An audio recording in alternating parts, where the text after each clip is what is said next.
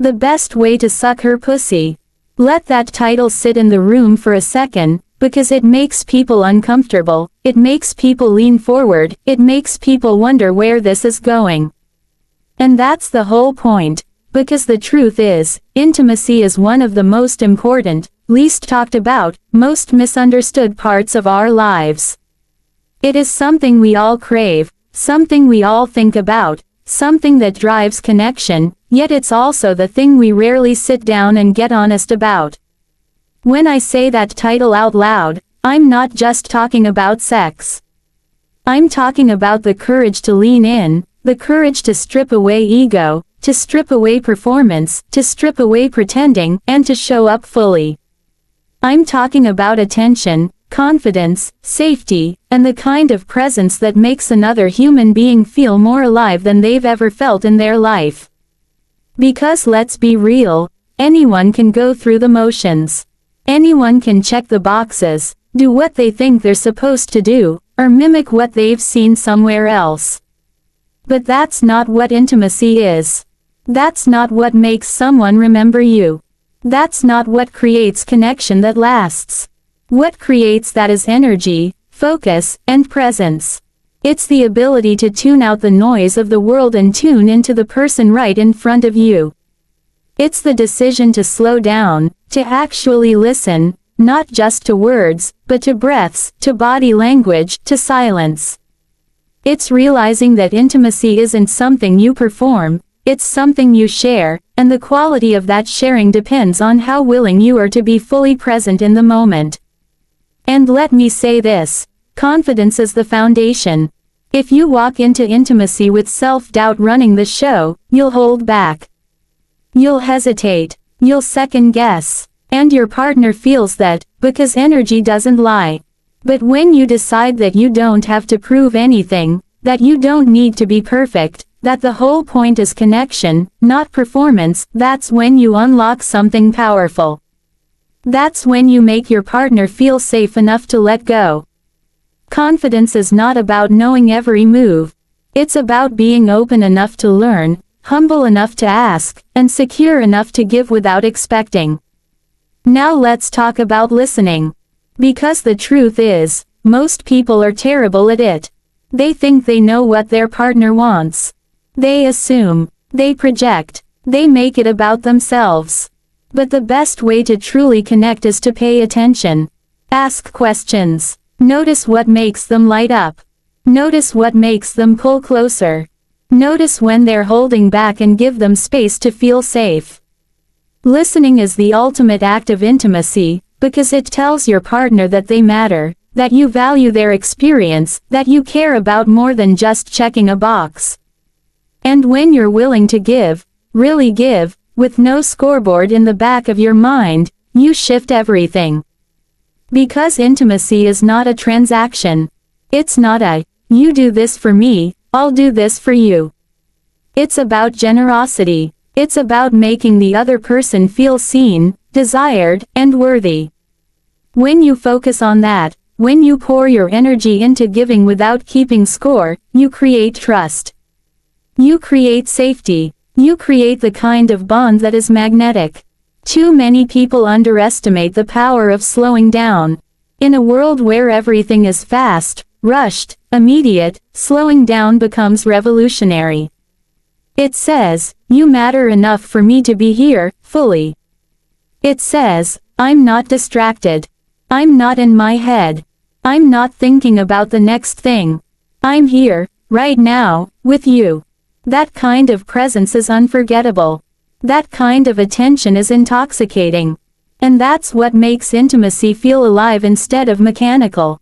And here's the secret most people don't talk about. Intimacy is not just physical. It's emotional. It's psychological. It's spiritual. When you create a space where your partner feels safe, where they feel adored, where they feel like they can be themselves without fear of judgment, you go beyond the act itself. You step into something bigger, something deeper, something that rewires how they see themselves and how they see you.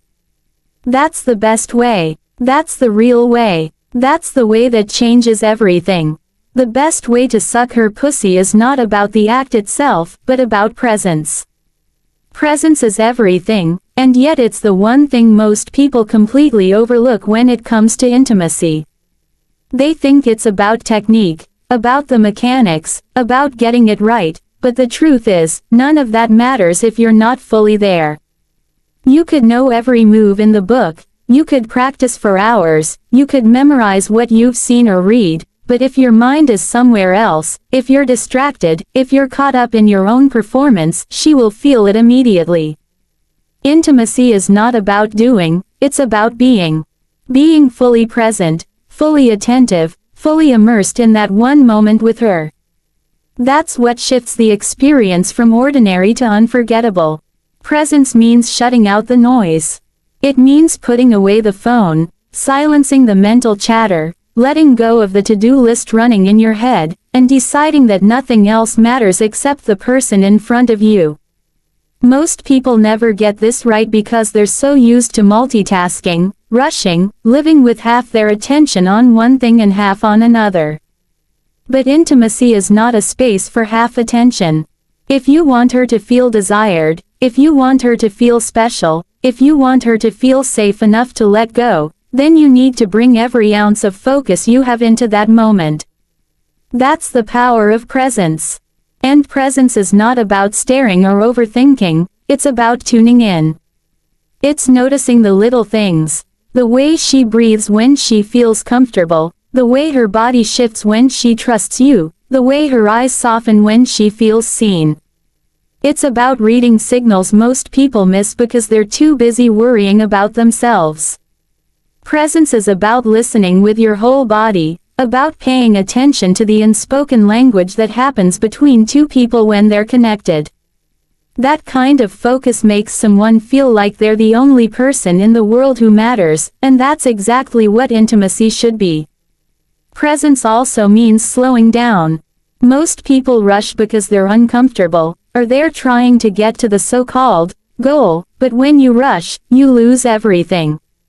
Slowing down is what allows you to notice the details, to savor the moment, to make every touch, every glance, every word feel important. When you're present enough to slow down, she feels it in her body. She knows she has your undivided attention, and that is the most powerful kind of intimacy there is. Presence requires courage. It's not easy to shut off the world, to silence the thoughts in your head, to stop worrying about whether you're enough, and to just be there. But that courage is what creates connection. Presence says, I am here. I am with you. I'm not anywhere else. And that energy, that raw, focused, undivided attention, is the best way to shift intimacy from surface level into something that makes her feel alive in a way she won't forget. Confidence is one of the most attractive forces in intimacy, and it has nothing to do with arrogance, showing off, or trying to dominate the moment. Real confidence is quiet, steady, grounded, and it has everything to do with how safe you make your partner feel when they are most vulnerable. Too many people mistake confidence for ego, but ego is loud, it's fragile, and it's performative. Confidence is calm. It is the energy that says, I've got this. I don't need to prove anything. I'm here to share, to give, and to connect. That energy changes everything in intimacy, because safety is what allows someone to let go. Without safety, there is no trust, and without trust, there is no real pleasure. The best way is to bring that kind of grounded confidence into the space so that she feels secure enough to be fully herself. Think about what happens when insecurity drives intimacy.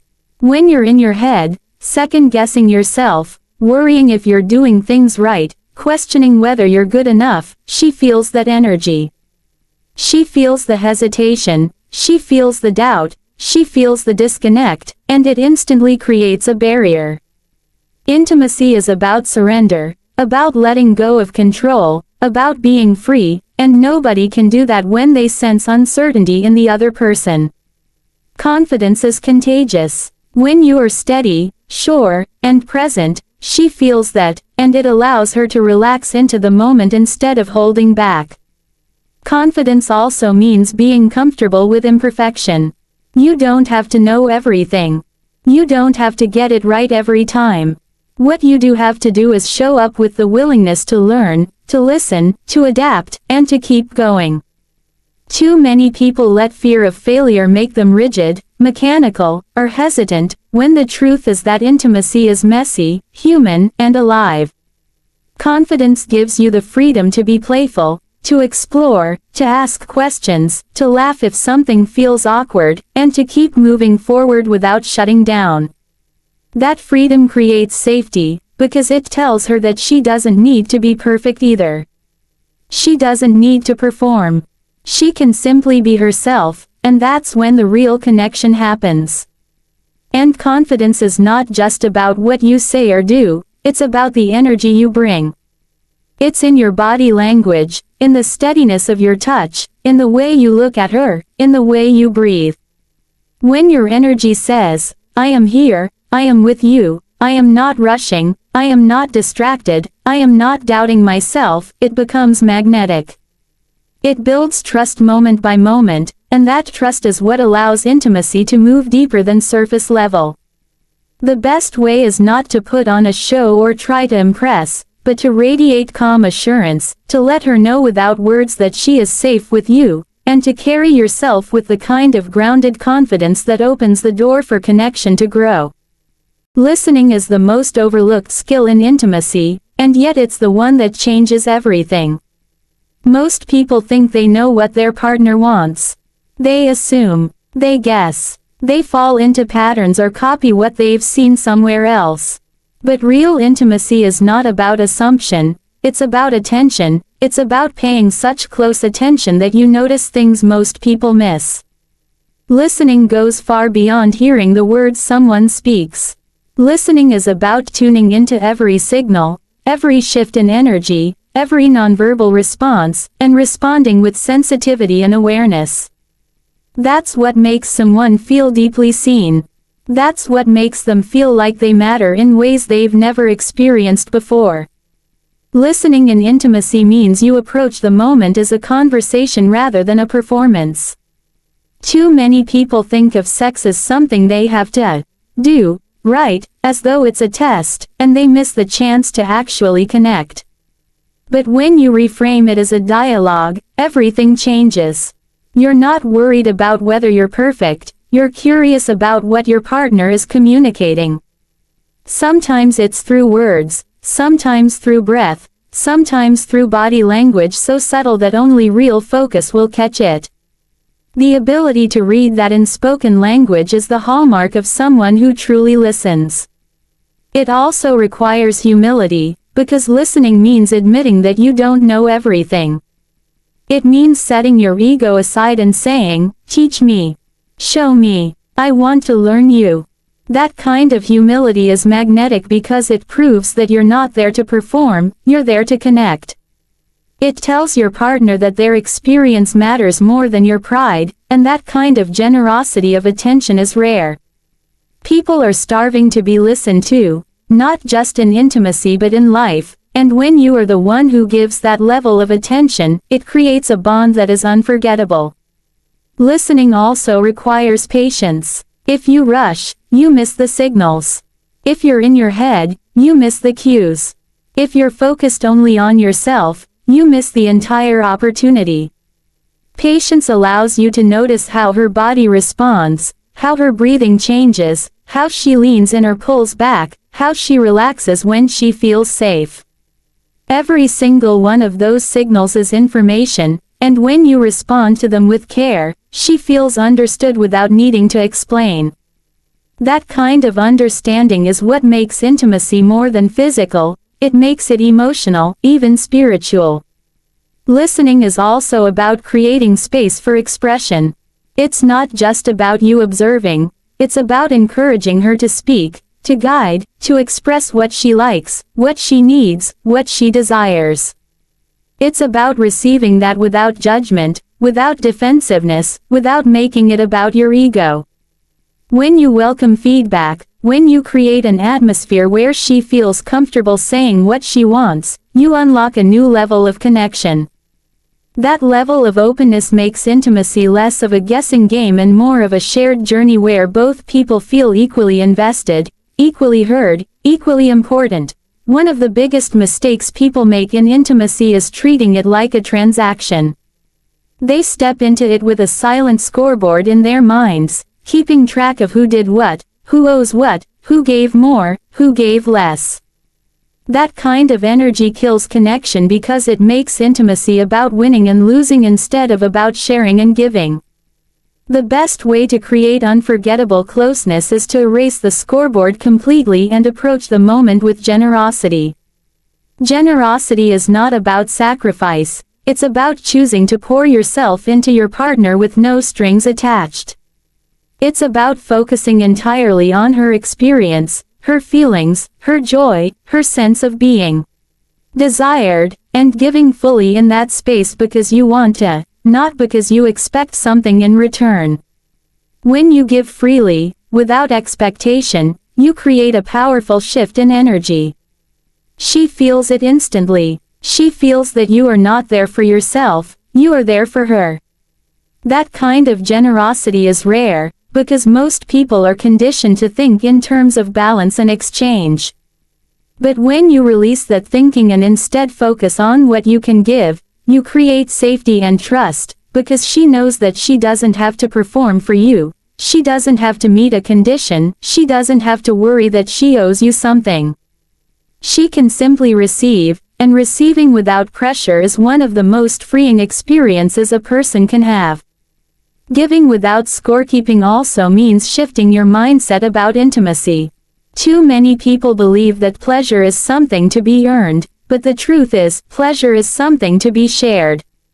It's not a trade, it's not a bargain, it's not a deal, it's an act of connection.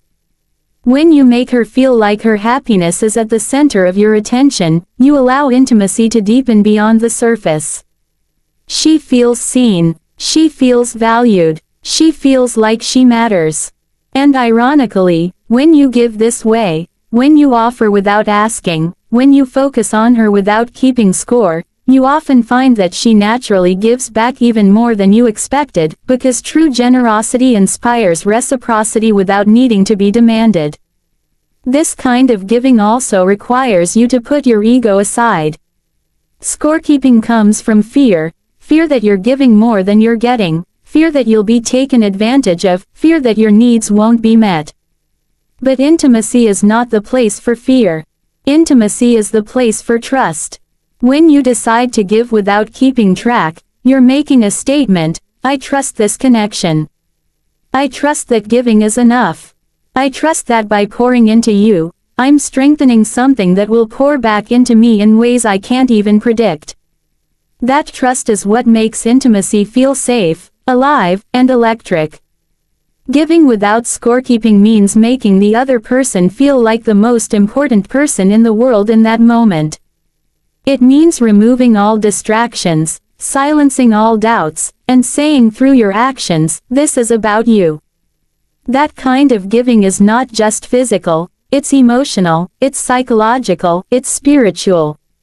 It creates the kind of bond that lingers, the kind of memory that doesn't fade, the kind of connection that leaves an imprint far deeper than the act itself. We live in a world obsessed with speed. Everything is designed to be faster: fast food, fast scrolling, fast results, fast answers. People are conditioned to think that faster is better, and without realizing it, they carry that same mentality into intimacy.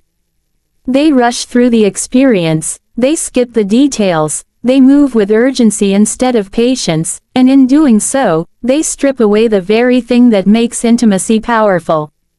The truth is, the best way to unlock depth, connection, and unforgettable closeness is to slow down. Slowing down is not weakness. Slowing down is not hesitation. Slowing down is mastery, because it proves that you are not rushing toward an outcome, you are savoring every moment for what it is. Slowing down communicates value. It tells her, you are worth my time. You are worth my attention. You are worth every second I'm willing to invest. When you slow down, you send the signal that you are not distracted, that you are not trying to get through it quickly, that you are fully immersed in the experience. That message alone is powerful, because it makes her feel prioritized. It makes her feel like she matters. It makes her feel like she's not just part of a routine, but the center of your world in that moment. Slowing down also amplifies everything. Touch becomes more powerful when it's not rushed. Anticipation builds when you take your time. Every glance, every kiss, every movement carries more weight when you allow space for it to linger. Speed dulls the senses, but slowness sharpens them. It heightens awareness, deepens sensation, and makes the smallest actions feel monumental. By slowing down, you create intensity without needing to do more. You're not adding complexity, you're adding depth. That depth is what creates unforgettable intimacy, because it allows her to feel each moment instead of being rushed past it. Slowing down is also about patience, and patience creates safety. When you're rushing, it feels like pressure. It feels like expectation. It feels like there's a finish line you're trying to cross. That kind of pressure can make someone tense, guarded, or disconnected.